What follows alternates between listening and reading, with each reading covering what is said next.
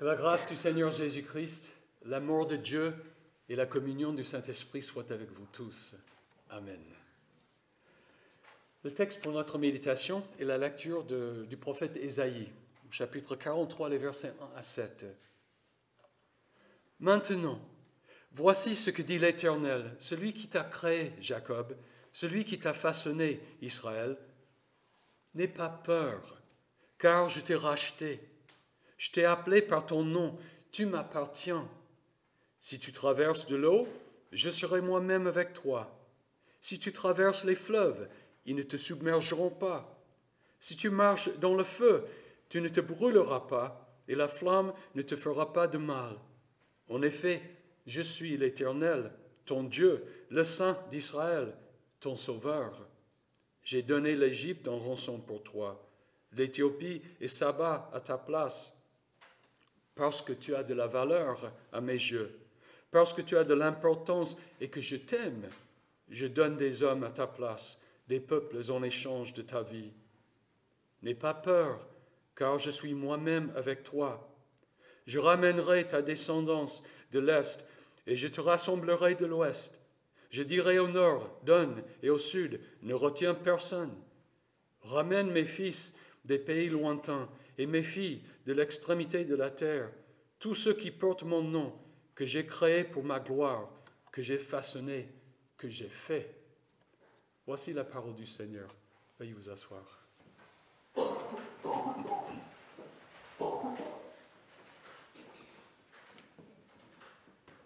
Jésus a dit, « Si vous demeurez dans ma parole, vous êtes vraiment mes disciples, vous connaîtrez la vérité et la vérité vous rendra libre. » La liberté était justement l'enjeu pour le peuple d'Israël à l'époque d'Ésaïe. Il avait peur de sa situation nationale, politique, économique. Il avait même peur que Dieu ne l'ait abandonné à jamais en exil en Babylone. Esclave de ses craintes et paralysé de sa peur, Israël avait perdu l'espoir. Alors l'Éternel lui adresse cette bonne nouvelle afin de libérer le peuple. Maintenant, voici ce que dit l'Éternel, celui qui t'a créé Jacob, celui qui t'a façonné Israël. N'aie pas peur, car je t'ai racheté. Je t'ai appelé par ton nom, tu m'appartiens. N'aie pas peur, car je suis moi-même avec toi. Je t'ai racheté. Tu m'appartiens. Je suis avec toi.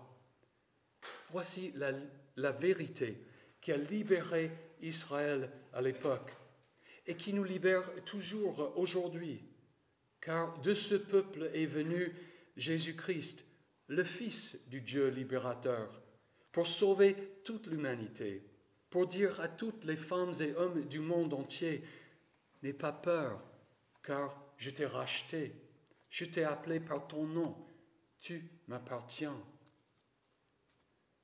Vous pensez peut-être qu'il y a un grand écart entre notre situation aujourd'hui et celle d'Israël il y a 2500 ans.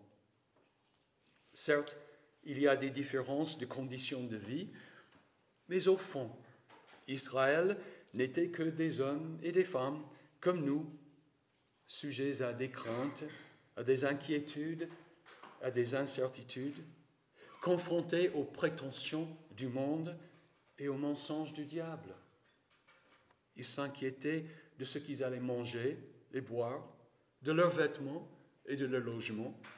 Ils avaient besoin, comme nous, de prier « Notre Père qui es aux cieux, donne-nous aujourd'hui notre pain de ce jour et délivre-nous du mal. » Et puis de savoir que le Père céleste les écoutait et était présent pour eux.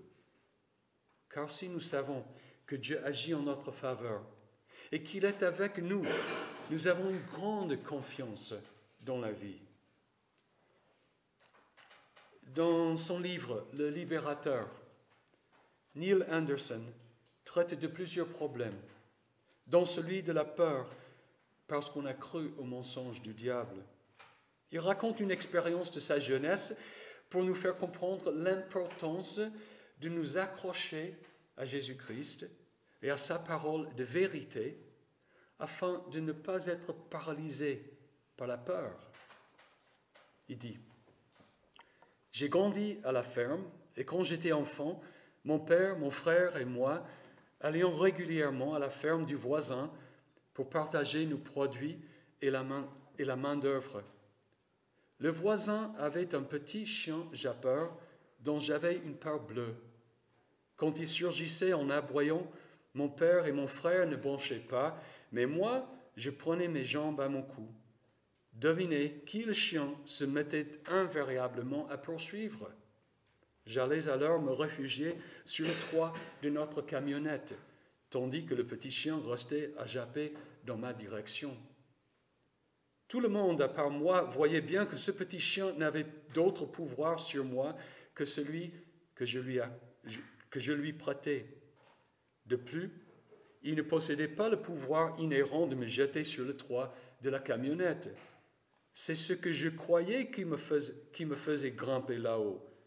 Dès lors que je choisissais de croire quelque chose qui était faux, je permettais, en somme, à ce chien de se servir de mes pensées, de mes émotions, de ma volonté et de mes muscles, lesquels étaient tous animés par la crainte. Pour finir, je prenais mon courage à deux mains, sautais de la camionnette et chutais dans un caillou en direction du vilain cabot.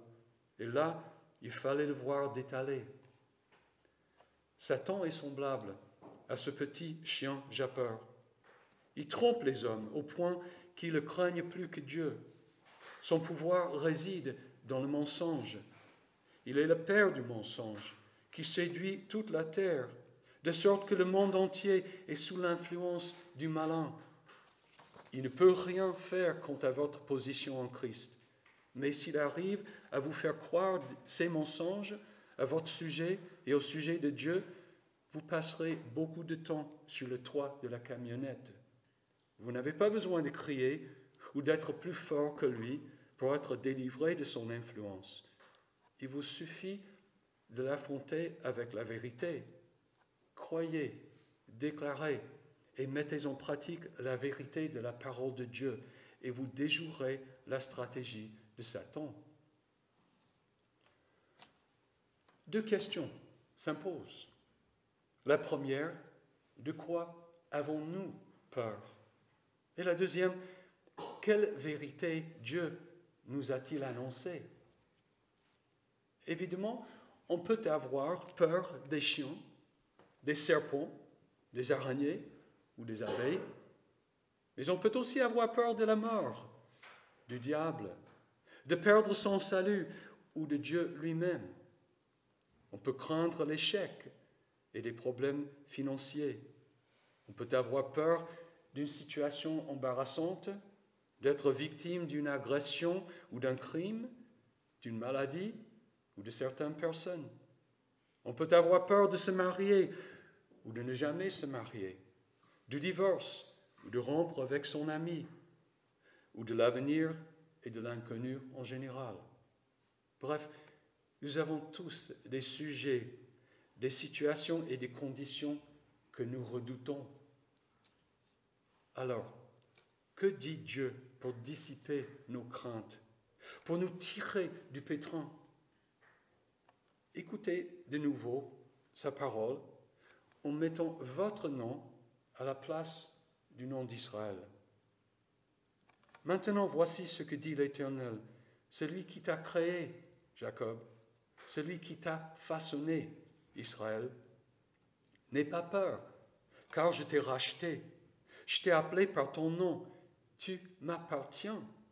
Si tu traverses de l'eau, je serai moi-même avec toi. Si tu traverses les fleuves, ils ne te submergeront pas. Si tu marches dans le feu, tu ne te brûleras pas et la flamme ne te fera pas de mal. En effet, je suis l'Éternel, ton Dieu, le Saint d'Israël, ton Sauveur. J'ai donné l'Égypte en rançon pour toi, l'Éthiopie et Saba à ta place, parce que tu as de la valeur à mes yeux, parce que tu as de l'importance et que je t'aime. Je donne des hommes à ta place, des peuples en échange de ta vie. Tout d'abord, c'est Dieu, le Créateur du ciel et de la terre, qui nous parle. Il n'y a rien qui lui est impossible. Rien ni personne qui puisse finalement s'opposer à lui. Il dit à chacun de nous, « N'aie pas peur, car je t'ai racheté. Je t'ai appelé par ton nom. Tu m'appartiens. » Dans le temps, il a racheté Israël en le sortant d'esclavage en Égypte, puis une deuxième fois en faisant revenir le peuple d'exil en Babylone. Pour racheter et sauver son peuple, Dieu a donné d'autres peuples à la place d'Israël. Par la main de Moïse, il avait détruit l'Égypte et le pouvoir du Pharaon. Par la main de Cyrus, il a détruit le royaume des Babyloniens et a donné l'Égypte, l'Éthiopie et Saba sous l'autorité des Perses. Tout cela uniquement pour installer son petit peuple d'Israël dans le pays de Canaan. Parce que tu as de la valeur à mes yeux, parce que tu as de l'importance et que je t'aime, je donne des hommes à ta place, des peuples en échange de ta vie. Puis Dieu a fait un autre rachat de son peuple, par celui qui est sorti, issu du peuple d'Israël, son serviteur Jésus-Christ. Cette rédemption lui a coûté beaucoup plus cher que les premières, parce que Jésus a dû payer notre rédemption au prix de sa vie. En lui, dit l'apôtre Paul, par son sang, nous sommes rachetés, pardonnés de nos fautes, conformément à la richesse de sa grâce. Christ nous a rachetés de la malédiction de la loi, en devenant malédiction pour nous. Nous sommes gratuitement déclarés justes par sa grâce, par le moyen de la libération qui se trouve en Jésus-Christ. Dieu dit non seulement à Israël, mais aussi à nous tous, parce que tu as de la valeur à mes yeux, parce que tu as de l'importance et que je t'aime, je donne des hommes à ta place, des peuples en échange de ta vie. Et il y a plus encore. N'aie pas peur, car je suis moi-même avec toi. Je ramènerai ta descendance de l'Est et je te rassemblerai de l'Ouest. Je dirai au nord, donne, et au sud, ne retiens personne. Ramène mes fils des pays lointains et mes filles de l'extrémité de la terre. Tous ceux qui portent mon nom, que j'ai créé pour ma gloire, que j'ai façonné, que j'ai fait.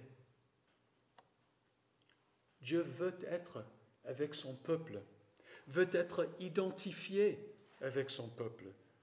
Il veut être notre Dieu en pratique, pas en théorie seulement. Et c'est toujours le cas. Et moi, je suis avec vous tous les jours jusqu'à la fin du monde, a déclaré Jésus.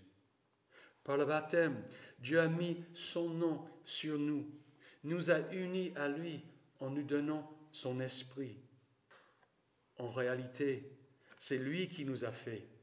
Nous avons été créés en Jésus-Christ pour des œuvres bonnes que Dieu a préparées d'avance afin que nous les pratiquions. Tout comme Dieu a fait revenir Israël en Juda, mes fils des pays lointains et mes filles de l'extrémité de la terre, de même par Jésus-Christ, Dieu a attiré à lui-même des femmes et des hommes de toutes les nations de la terre. Pour comprendre ce que Dieu a fait pour nous en Jésus-Christ, pour comprendre son amour pour nous, pour comprendre jusqu'où il est allé pour nous racheter et à quel point il veut nous bénir. Il suffit de regarder ce que Dieu a fait pour Israël. L'élection ou le choix d'Israël, sa rédemption et son statut de peuple de Dieu étaient le modèle, l'exemple, l'avant-goût, les préparatifs de notre élection, de notre rédemption et de notre statut d'enfant de Dieu en Jésus-Christ. Tout Israël et toute sa vie a abouti à Jésus-Christ. Et de Jésus-Christ est issu le nouvel Israël, l'Église universelle. Et alors, Si Dieu est pour nous, dit Paul, qui sera contre nous? Lui qui n'a pas épargné son propre Fils, mais l'a donné pour nous tous, comment ne nous accorderait-il pas aussi tout avec lui? Qui accusera ceux que Dieu a choisis? C'est Dieu qui les déclare justes. Qui les condamnera? Jésus-Christ est mort, bien plus, il est ressuscité. Il est à la droite de Dieu et il intercède pour nous. Qui nous séparera de l'amour de Christ?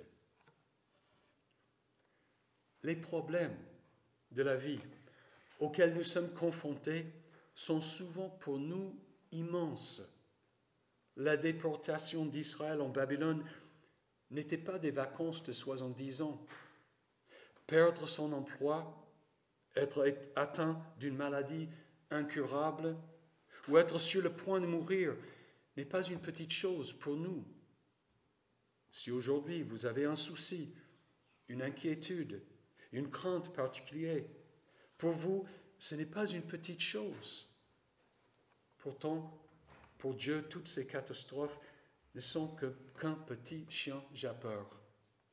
Si cela sert à son dessein, il nous en libérera maintenant, dans le temps. Sinon, il nous libérera entièrement à la résurrection. Dans les deux cas, et quelle que soit ta situation ou ta condition dans la vie, Jésus-Christ te dit à toi, n'aie pas peur, car je t'ai racheté. Je t'ai appelé par ton nom, tu m'appartiens. Il suffit de garder le regard sur Jésus-Christ, celui qui nous libère de toute peur, de tout mensonge et de tout chien jappeur. Prenons l'exemple d'un chrétien indien du nom de Sundar Singh. Élevé dans une famille sikh, il a été converti à Christ étant adolescent et plus tard est devenu un sadhu, c'est-à-dire un homme saint itinérant. Un jour, lors d'une visite dans une université hindoue, un professeur agnostique de la religion comparée lui a demandé ce qu'il avait trouvé dans le christianisme qu'il n'avait pas trouvé dans son ancienne religion. « J'ai Christ », a-t-il répondu. « Oui, je sais », a dit le professeur avec un peu d'impatience, « mais quel principe particulier ou quelle doctrine avez-vous trouvé que vous n'aviez pas avant ?»« La chose particulière que j'ai trouvée, a-t-il répondu, est Christ. » Justement, et Christ te dit à toi, « N'aie pas peur, car je t'ai racheté, je t'ai appelé par ton nom, tu m'appartiens. » Que la paix de Dieu, qui dépasse tout ce que l'on peut comprendre, garde votre cœur et vos pensées en Jésus-Christ pour la vie éternelle. Amen.